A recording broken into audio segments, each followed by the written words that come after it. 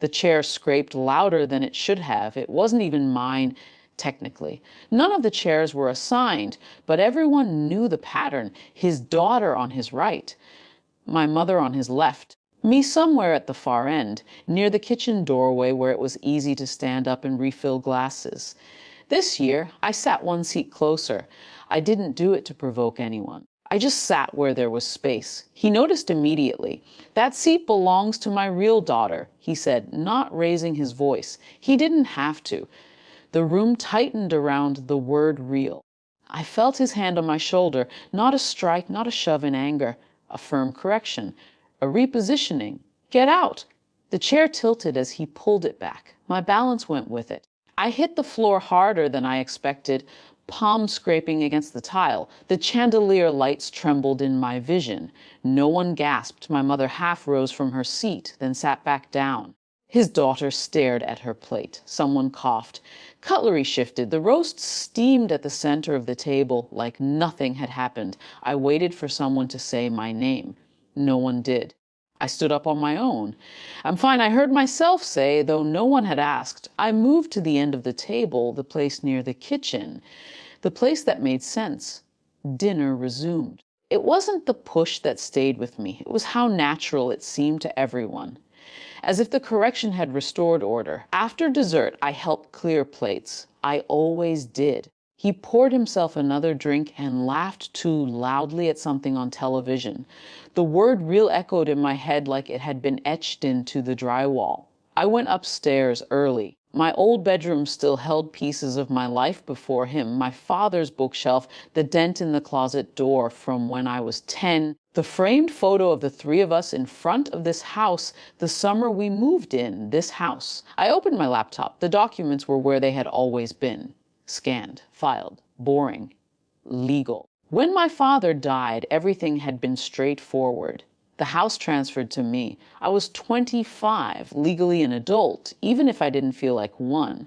My mother had insisted nothing would change. "It's still our home," she'd said, and it had been. In practice, they paid utilities. They renovated the kitchen. He spoke about the property taxes as if they were his burden.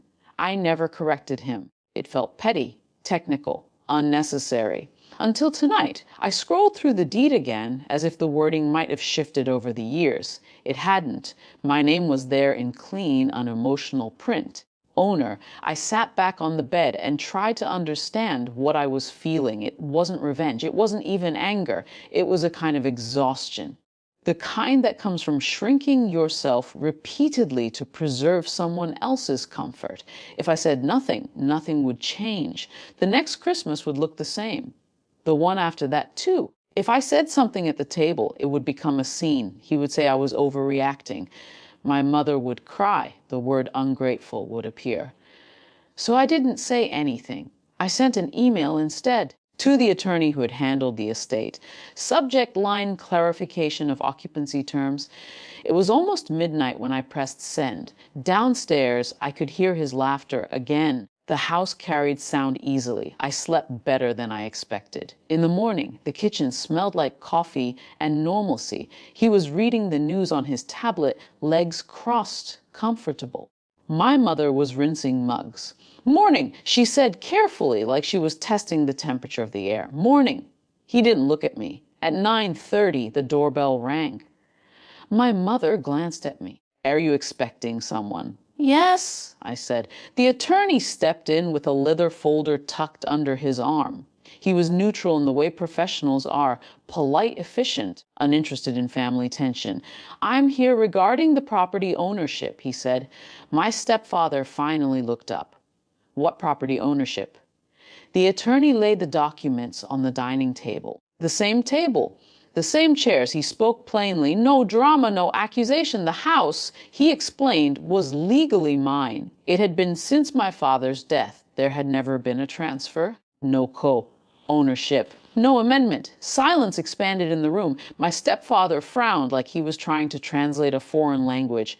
"That's not correct," he said. "We've lived here for years." "Yes," the attorney replied. "As occupants, not as owners." The word occupants landed differently than real had. My mother gripped the edge of the counter. I didn't rush to fill the quiet. He turned to me. "Why am I just hearing about this?" "You've always known my father left the house to me," I said. My voice surprised me. It didn't shake. That was a formality. It wasn't. The attorney continued, outlining options in neutral tones. If we wished to formalize a tenancy agreement, that could be done. If financial contributions were to be clarified, that could be documented. If the current occupants preferred to relocate, timelines could be arranged. Nothing dramatic, just structure. My stepfather's authority drained slowly, not in humiliation, but in recalibration. He looked around the room as if searching for confirmation that this was absurd. No one defended him. The table felt different now. Less symbolic, more literal. "I'm not asking anyone to leave," I said finally, "but I won't be treated like a guest in my own house." My mother's eyes filled, but she didn't argue. He didn't apologize. He didn't need to. The correction had already happened. By the afternoon, the attorney had left with signed acknowledgement forms. Nothing explosive, no shouting, just paperwork. My stepfather avoided my gaze for the rest of the day. His daughter stayed in her room. My mother moved through the house as if relearning its layout. That evening, I set the table for dinner. 4 plates. I chose my seat without hesitation. No one objected. There was no triumph in it. No satisfaction sharp enough to taste. Just space. Belonging hadn't magically formed between us. The fracture was still there, but it was visible now, and visibility changes the shape of things. When he reached for the bread, he said quietly, "Pass it, please." Not to the room. To me. It wasn't forgiveness. It wasn't warmth. But it wasn't dismissal either. And for now, that was enough.